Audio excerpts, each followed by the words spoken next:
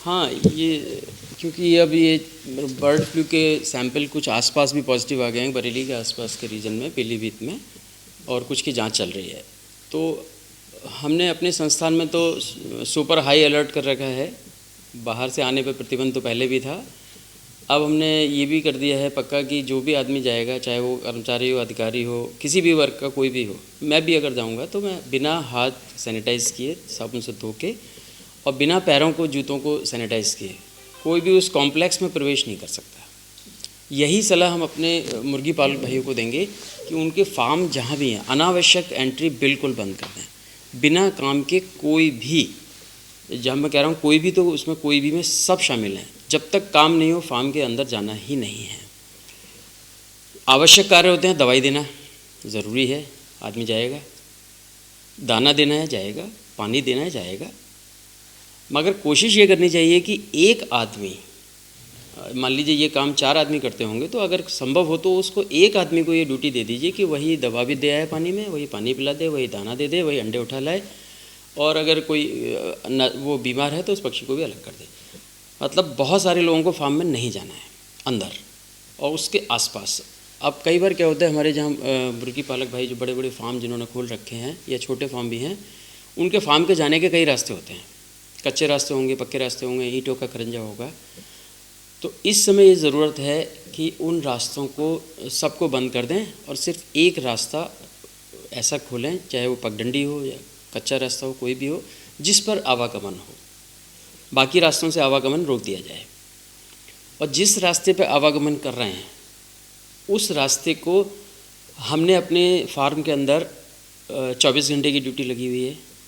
उस सड़क को जिस पे चलते हैं वहाँ सैनिटाइज़ करना ज़रूरी है।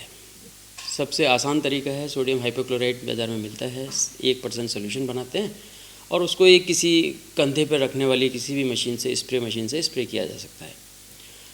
जहाँ पर संसाधन कम है, रात बिरात में करना मुश्किल है, वहाँ वो लोग दिन में 3 बार 4 बार उसका स्प्रे कर सकते हैं। रात में क्योंकि चलना फिरना भी कम होता है, कभी कभी कोई आदमी जाता है बिजली चेक करने या कुछ करने, तो जहाँ आदमी जा रहा है वही मशीन साथ ले जाएगा, जिस रास्ते पर चलता जाएगा स्प्रे करता जाएगा। इस तरीके की व्यवस्था बनानी होगी कि सड़क से भी इन्फेक्शन हमारा फार्म तक ना पहुँच पाए।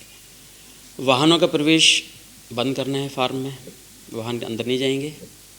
तीसरी चीज़ होती है इसमें कि जो जंगली परिंदे हैं, जो आसमान में उड़ने वाले परिंदे हैं, वो आपके फार्म के पक्षी नहीं हैं, वो पालतू पक्षी नहीं हैं, मगर वो फार्म के चारों तरफ तो मंडराते रहते हैं। कौवे हैं, चील हैं, बगुला है, या और भी प्रवासी पक्षी हैं। तो इनको भी हमें अपने फार्म के अंदर आने से रोकना है। अब इसमें 2 तरीके हो सकते हैं। एक तो हम फार्म का दरवाज़ा बंद रखें जब तक कोई काम नहीं है, अंदर आदमी गया है तभी वो बंद कर जाए, दरवाज़ा अंदर से बंद कर ले, तो बाहर से कोई गलती से भी कोई पक्षी अंदर नहीं जाएगा। दूसरा काम ये कर सकते हैं कि रिफ्लेक्टर्स हम लगा सकते हैं फार्म की छतों पे। आसपास पेड़ हैं तो रिफ्लेक्टर बांधें, उनकी चमक से जंगली पक्षी नहीं आते हैं, या उड़ने वाले पक्षी दूर हो जाते हैं, वो नहीं आता है। क्या विशेष ध्यान देना पड़ेगा अपनी सावधानी के लिए? हाँ, आदमी को अपनी सावधानी, क्योंकि ये वायरस ऐसा है बर्ड फ्लू का जो आदमियों में आ सकता है। अभी तक हमारे देश में कोई केस रिपोर्ट नहीं हुआ है, मगर ये रिपोर्ट हो चुका है कि ऐसा हो सकता है। जब हो सकता है तो कहीं भी हो सकता है, तो सावधानी लेनी ज़रूरी हो गई। ये वायरस जो स्प्रेड होता है, फैलता है, वो मुर्गियों की बीट से, या अगर वो उनको कोई सांस का कोई द्रव्य निकल रहा है, थूक है, कोई ऐसी पदार्थ जो लिक्विड टाइप का होगा जिसमें कि वो वायरस मुर्गी के शरीर से बाहर आ जाएगा। तो अब ज़रूरत ये होगी कि अगर आप फार्म के अंदर काम कर रहे हैं, संभव है तो ग्लव्स पहनें, ग्लव्स पहन के काम करें। बहुत सस्ते वाले प्लास्टिक ग्लव भी आते हैं, काम किया और फेंक दिया। उनको डिस्कार्डने का तरीका भी है। अगर आपके पास कोई गड्ढा है तो उसमें दबा दें उसको अच्छे से, नहीं है तो यूवी लाइट जिसके पास है वो लाइट से उसको सैनिटाइज़ कर दे, और किसी भी मेथड से। तो अपने सुरक्षा करने के लिए पहला हो गया हाथ, क्योंकि हमें हाथों से काम करना है।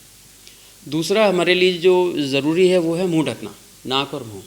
तो जिस प्रकार हम कोरोना से बचाव के लिए मास्क लगाते थे, उसी प्रकार हम अब भी कोरोना के लिए तो लगता ही लगता है, मगर फार्म में हमने हर वर्कर को, छोटा वर्कर बड़ा वर्कर, कोई भी वर्कर है, सबको मास्क लगाना आवश्यक है।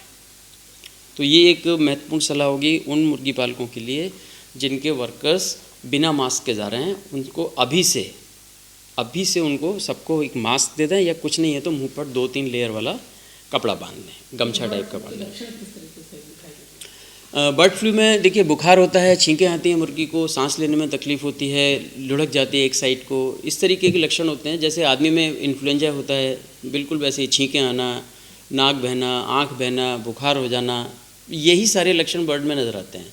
बस इसमें एक बात ये होती है, इसमें मृत्यु दर ज़्यादा होती है। एक बार फैलता है तो मृत्यु दर बढ़ जाती है।